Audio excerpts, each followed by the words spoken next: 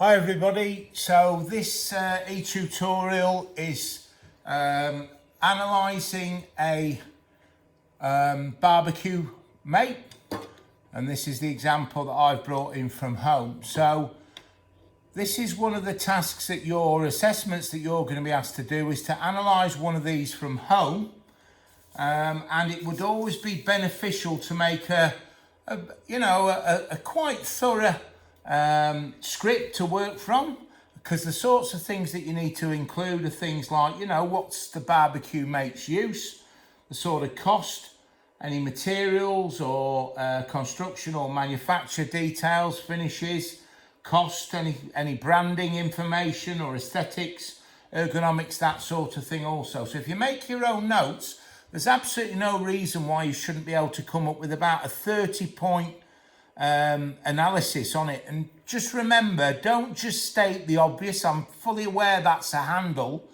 but you need to explain as much information about it as you can. So let's start then. So as I've stated, this is a barbecue mate. It's the sort of thing that you'd go and buy in a barbecue store or Bunnings or a cook shop or something like that.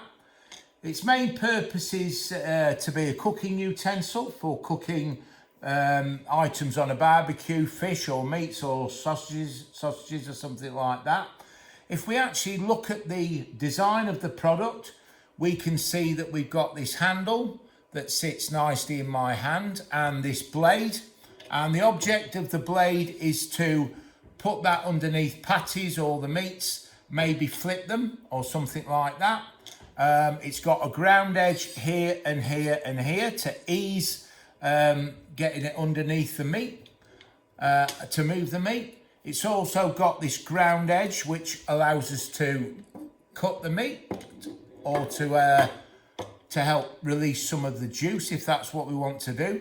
This example's got a sausage spiker on it as well, which can be quite useful. And also with these blades we can also trim our foods as well, like remove fat or something like that. And this particular barbecue mate as well has got a very useful hole cut out here for opening a bottle top.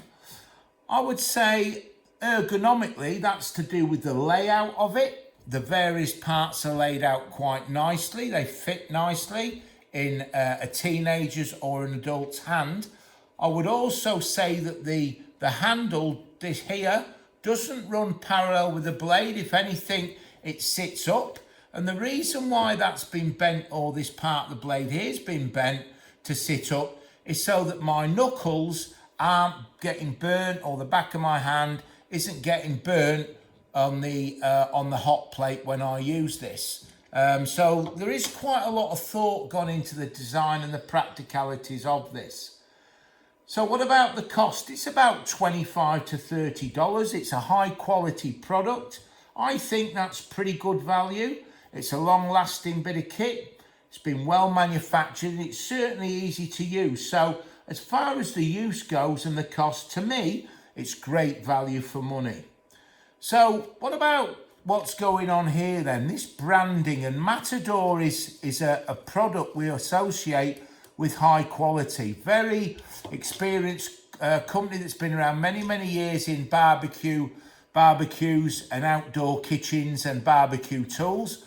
The word Matador across here is written in a large bold font or text, which implies large bold, which implies strength and quality. And the logo is a bull, again signifying strength. Now, these two together, we relate those to Spain. And Spain, as a country, is very well known for producing some of the best quality or highest quality steel in the world. So, again, that implies a very high quality product. Considering the aesthetics of this product, which is to do with what it looks like, well, yeah, it looks pretty good to me. It's appealing. I like the high quality look of the chromy silver blade and the black of the handle and this red up here. I think the red, the black and the silver work really well together. Those colours suit each other. And I think they imply quality, a high quality product. So what about the materials that have been used? Well, the blade here is stainless steel. And one of the reasons why stainless steel is used, because it's easy to clean, it's hygienic, it's a shiny silvery appearance, so it exudes quality. It holds its sharp edge very well. It doesn't blunt easily, and these rounded ground edges are to help stop these corners blunting. It's a tough and durable material, so it won't wear out very quickly. It won't mark easily as it gets used. And one of the main properties of this stainless is it won't rust. We don't want it to rust or corrode in any way, because obviously it's going to get meat juice on it and possibly oil and even some sort of cleaning materials as well. Now, rather than just look at the handle, rather than look at just the blade, I should say, let's look at the handle as well. And this handle is nice and oval, so it fits in my hand nicely. But not just that, it's manufactured out of a thermosetting plastic. Now, thermosetting plastics can be heated and formed once only. So this handle, whilst I'm using it, shouldn't get very hot. But not just that, it shouldn't melt at all. So it's not really very recyclable, but it fits the purpose extremely well. It's a relatively cheap material, is this type of plastic. It's hygienic and it's easy to clean. Now, this small hanger here is stainless steel wire, and that's been plastic coated again with this nice red, and this can be used to hang the product up. And this red, black and silver, again, give it a quality look and a quality feel.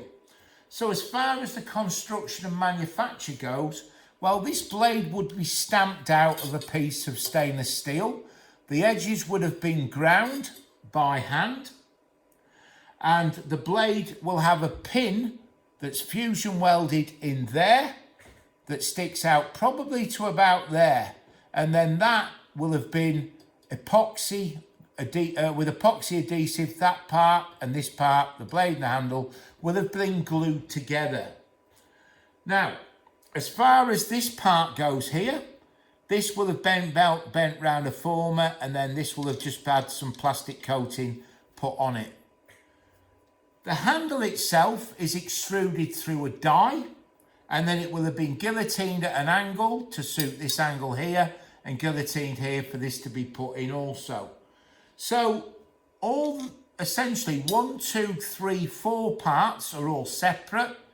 They'll all be manufactured on machinery, so it'll be batch or mass produced, but it's very much labour intensive with assembling these parts. These will have been assembled by hand.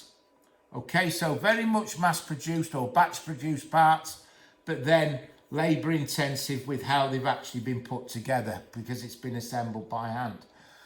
So then, as far as finishes go, I've talked about the plastic coating here. The handle requires no finish at all because that's using the natural finish of the material. And the blade requires no finish at all also. Again, we've got to think about the purpose of the product. If a finish was applied to the handle or the blade, even if it was a non-toxic finish, it could cause problems with this slipping or even this slipping. So we use the natural elements of the materials themselves. Again, we wouldn't apply a finish because it could be toxic and it could leave a nasty taste on the foods that we're cooking. So that's the BBQ Mate. That's quite an in-depth analysis of it, a very useful bit of kit. And again, remember what to analyse: finishes, materials, construction, uses, cost, any branding, for example, aesthetics and ergonomics. But make sure, along with the factual information that you include, you've got to talk about what you think about it personally as well. So that's the BBQ Mate. Have a go at that. Thank you very much.